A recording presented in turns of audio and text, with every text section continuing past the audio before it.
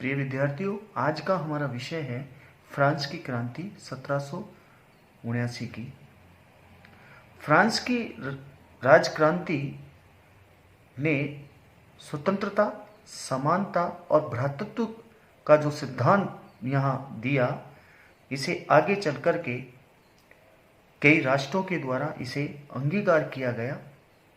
France में जो 1789 में जो क्रांति हुई, कुलीन वर्ग के विरुद्ध, राजतंत्र व्यवस्था के विरुद्ध, जनता ने राजतंत्रात्मक व्यवस्था ने जिस प्रकार से जनता के साथ में अमानवीय व्यवहार और उसके साथ में जो शोषणकारी प्रवृत्तियां जारी थी, उनके विरुद्ध जनता के अंदर जो लंबे समय से एक असंतोष व्याप्त था, वो क्रांति के रूप में आया बाहर। इस क्रांति के कौन कौन से कारण मूलते रहे, इन कारणों की क्या पृष्ठभूमि रही, इस पर हम विस्तृत रूप से चर्चा करेंगे और ये जानने का प्रयास करेंगे कि फ्रांस में जो राजतंत्रात्मक व्यवस्था कायम थी, उस राजतंत्रात्मक व्यवस्था से लोगों को किन किन प्रकार के परेशानियां झेलनी पड़ी, जिसके कारण लोगों ने इस राजतंत्रात्मक व्यवस्था के विरुद्ध क्रांति का बिगुल बजा दिया। फ्रांस की क्रांति 1789 की न केवल यूरोप के इतिहास में बल्कि विश्व की एक महत्वपूर्ण एवं युगांतरकारी घटना मानी जाती है। पुरातन व्यवस्था को आमूलचूल चुनौती देते हुए फ्रांस की क्रांति ने विश्व के इतिहास में बड़े सशक्त ढंग से, जैसा कि अभी बताया गया है, 3 नवीन आधुनिक आदर्शों, स्वतंत्रता, समानता एवं भ्रातृत्व, लिबर्टी, इक्वलिटी एंड फर्टिनिटी के वास्तविक एवं व्यावहारिक रूपांतरण का प्रयास किया। इसलिए अनेक विद्वान आधुनिक युग की वास्तविक शुरुआत फ्रांस की क्रांति से मानते हैं। स्वतंत्रता के आदर्श के मूर्तिकरण के रूप में फ्रांस की क्रांति ने यह स्पष्ट कर दिया कि सत्ता ऊपर से नहीं आती, बल्कि नीचे से, अर्थात जनता से उठकर ऊपर जाती है। स्वतंत्रता का यह विचार सत्ता एवं परंपरा के प्रति आज्ञाकारिता के पुरातन सिद्धांत के प्रति विद्रोह का स्पष्ट रेखांकन था। समानता के सिद्धांत के उद्घोष के अंतर्गत कुलीन वर्ग के रूढ़िबद्ध विशेषाधिकारों को चुनौती दी गई तथा कानून के समक्ष सभी मनुष्यों की समानता की बात कही गई। भ्रातृत्व का संदेश मनुष्यों के मध्य राष्ट्रीय प्रेम एवं सौहार्द की भावना को बलवती बनाने के प्रयासों से मुखरित हुआ। इन तीनों ही सिद्धांतों ने मनुष्य मात्र के गौरव एवं सम्मान के सिद्धांत को पुष्ट किया। दूसरी ओर ये मानना अतिशयोक्तिपूर्ण होगा कि इन सिद्धांतों के प्रस्फुटन एवं प्रचार का श्रेय एकमात्र फ्रांस की क्रांति को है। फ्रांस स्वतंत्रता एवं समानता के सिद्धांत इससे पूर्व इंग्लैंड एवं अमेरिका की क्रांतियों में भी आंशिक रूप से प्रतिध्वनित हुए थे, लेकिन फ्रांस की क्रांति ने उन्हें अधिक घनत्व से एवं अधिक गंभीर रूप से प्रस्तुत किया। फ्रांस की क्रांति में ये जो सिद्धांत थे, दोनों सिद्धांतों पर आधारित आधारभूत सामाजिक एवं आर्थिक परिवर्तन की लहर दिखाई देती है, जो पूर्ववर्ती इंग्लैंड एवं अमेरिका की क्रांतियों में उतनी प्रखर नहीं थी। फ्रांस की क्रांति में एक प्रकार की मिशनरी जोश था। इसके माध्यम से जो विचार प्रस्तुत हुए, उन्होंने 19वीं एवं 20वीं सदी के इतिहास को एक नई दिशा प्रदान की। ये इसकी सबसे महत्वपूर्ण विशेषता यहाँ देखने को मिलती है। बात करें कि फ्रांस की जो क्रांति हुई, उस क्रांति के कौन कौन से कारण निहित थे। फ्रांस की क्रांति मुख्यतः फ्रांस की पुरातन व्यवस्था के प्रति गहरे जन असंतोष का परिणाम थी। फ्रांस की पुरातन व्यवस्था गंभीर सामाजिक विषमता, राजनीतिक निरंकुशता, प्रशासनिक अव्यवस्था तथा जनमानस का आर्थिक शोषण इन सब का पर्याय बन गई थी। इन परिस्थितियों को रेखांकित तथा सुधार के लिए दिशांकित करने का कार्य किया फ्रांस के समकालिक विचारकों ने। 1789 में फ्रांस के घनघोर वित्तीय संकट ने क्रांति का तात्कालिक कारण उपस्थित कर दिया। रोचक तथ्य यह भी है कि किसी भी विचारक ने क्रांति का पूर्वाभास नहीं दिया था। वे सभी सुधारों या आंशिक परिवर्तन की मांग कर रहे थे, लेकिन पुरातन व्यवस्था के प्रति जन असंतोष, नवीन विचारों का जोश तथा तात्कालिक परिस्थितियों का एक ऐसा समुच्चय 1789 में हुआ जिसने फ्रांस को क्रांति के सामने लाकर खड़ा कर दिया। जैसा कि डेविड थॉमस ने अपनी पुस्तक यूरोप सिंस नेपोलियन में लिखा है, यह एक विरोधाभास है कि 1789 में फ्रांस में किसी भी एक महत्वपूर्ण व्यक्ति या शक्ति ने क्रांति की कामना नहीं की थी।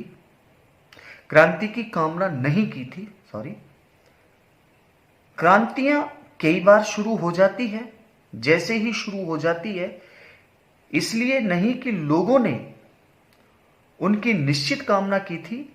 ऐसा इसलिए हो जाता है कि लोगों ने चाहा कुछ और था, लेकिन परिस्थितियों के एक विशेष समूह ने उन्हें क्रांति या युद्ध में उलझा दिया।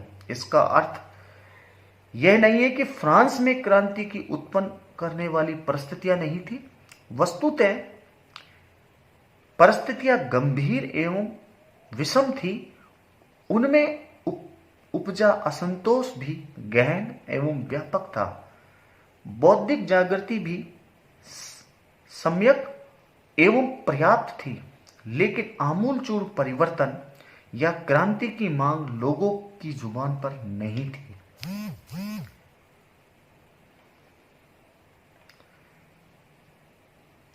ये तात्कालिक व्यवस्था में यथोचित सुधार एवं आंशिक परिवर्तन के ही आकांक्षी थे, लेकिन घटनाक्रम ने कुछ इस तरीके से मोड़ दिया कि फ्रांस के लोगों को क्रांति का रास्ता अख्तियार करना पड़ा।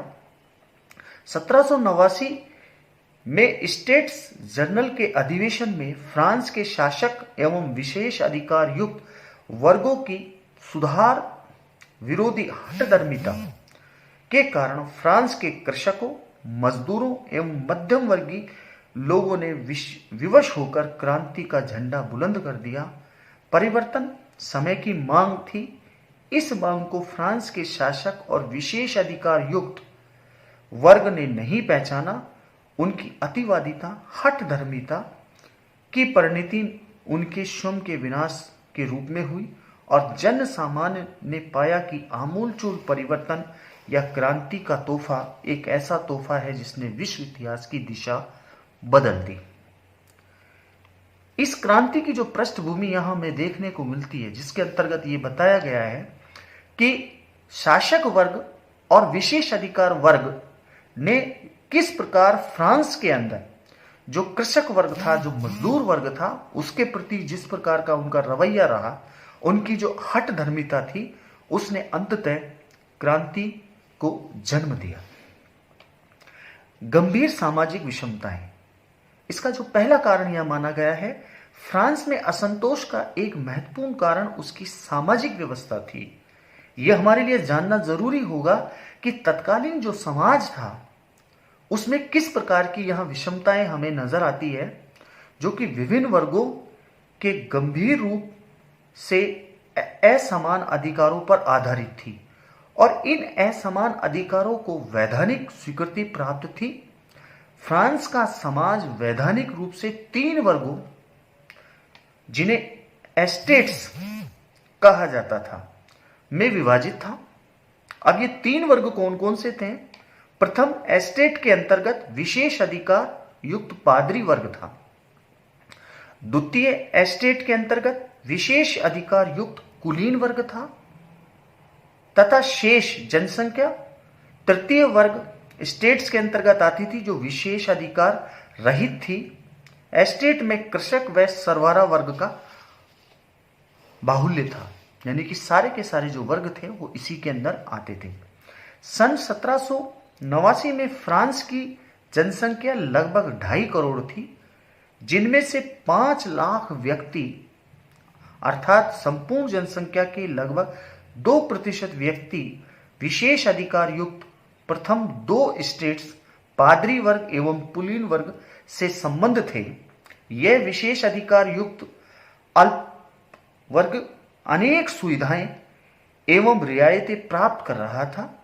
इनके पास भूमि का गैर अनुपातिक हिस्सा था, आय पर इनका एकाधिकार था, सरकार एवं सेना के सभी उच्च पदों इनके लिए आरक्षित थे, इनके लिए अलग एक एवं विशेष न्यायालय बने हुए थे तथा प्रत्यक्ष करों के भुगतान में इन्हें छूट थी।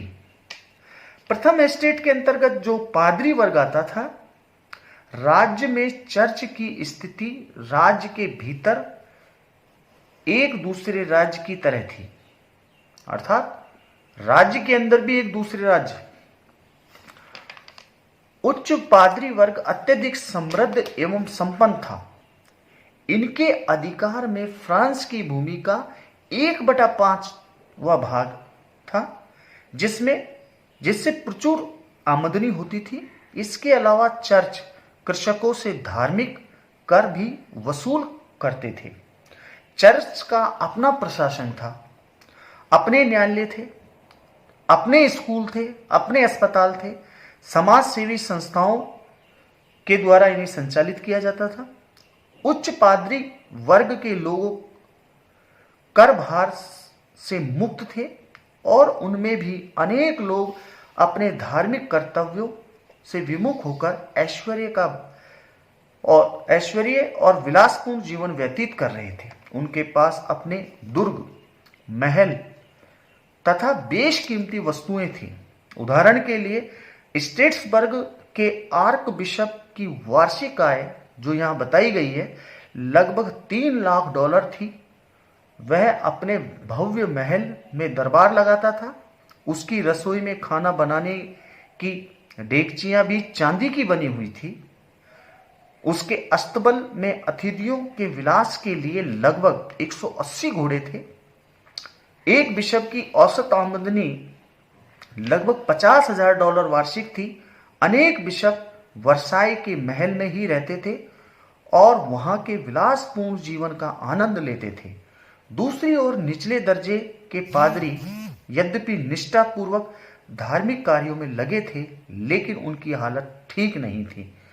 उन्हें अनेक सुविधाएं एवं रियायतों से महरूम रखा जाता था। शायद यही कारण था कि फ्रांस की क्रांति की शुरुआत होने के बाद निचले दर्जे के पादरियों ने तृतीय स्टेट अर्थात जन सामान्य का साथ दिया। ये सबसे महत्वपूर्ण बात यहां देखने को मिलती है कि यहां जो धर्माधिकारी थे, उन धर्माधिकारियों में भी जो उच्च वर्ग थे, उनको तो विलासितापूर्ण जो सुविधाएं थी वो मिली हुई थी, लेकिन जो निचले तबके के जो पादरी थे, धर्माधिकारी थे, उन्हें उन सुविधाओं से वंचित रखा गया था। उनके पास में एक तरीके से हम कहें कि सामान्य सुविधाएं भी उन्हें प्राप्त नहीं थी। यही कारण था कि उन्होंने जो फ्रांस की क्रांति हुई उस समय इन लोगों का साथ दिया।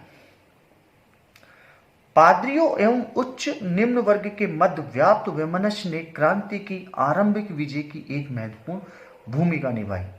फ्रांस में द्वितीय जो स्टेट्स था, जिसके अंतर्गत कुलीन तंत्र आता है कि लोग आते हैं, इनकी संख्या और उनके परिवार सहित लगभग 4 लाख थी और सामाजिक दृष्टि से ये विशिष्ट वर्ग के रूप में थे। कुलीन वर्ग को विशेष अधिकार, रियायतें व सुविधाएं प्राप्त थी।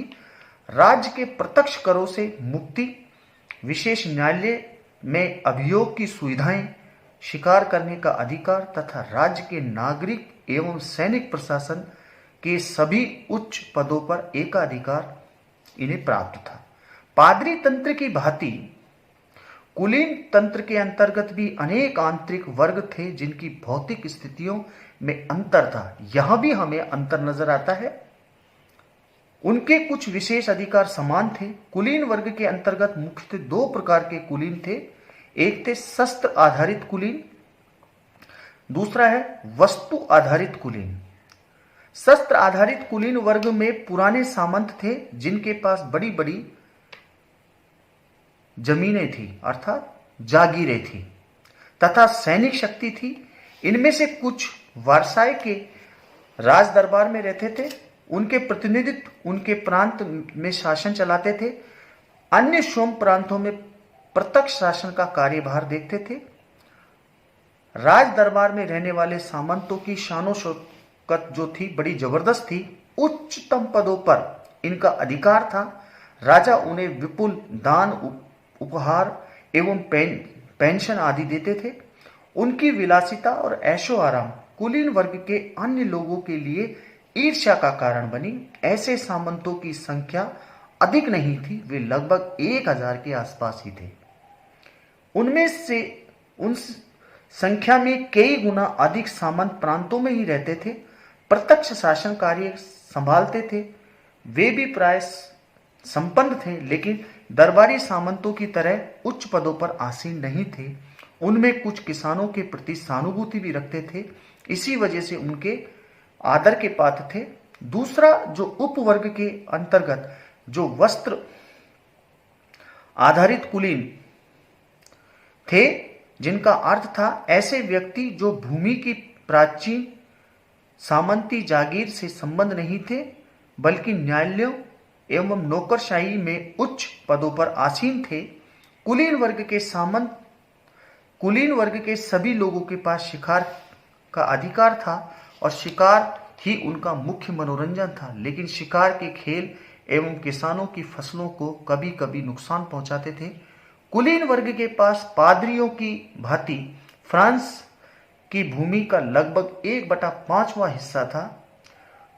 इससे स्पष्ट है कि कुलीन वर्ग की विलासिता का भार जन सामान्य को उठाना पड़ता था।